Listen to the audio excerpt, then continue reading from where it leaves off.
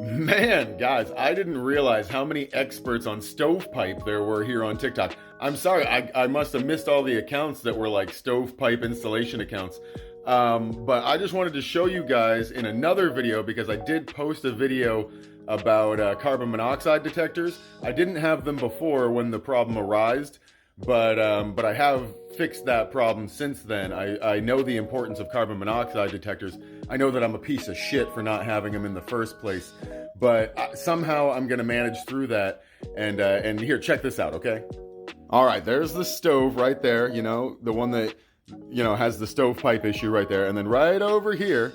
We've installed, check this out, a carbon monoxide detector. Listen to this. See, it says 0 parts per million. And then, if you just look up this nicely patched stovepipe, right over there, there's another. Let's go on up there. Let's, hold on. Field trip.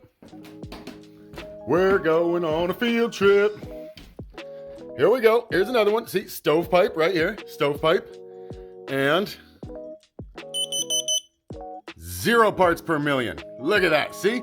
So, I'm telling you, I'm trying here, guys. I'm trying. I just moved back a couple years ago, and there's gonna be some issues with this old house.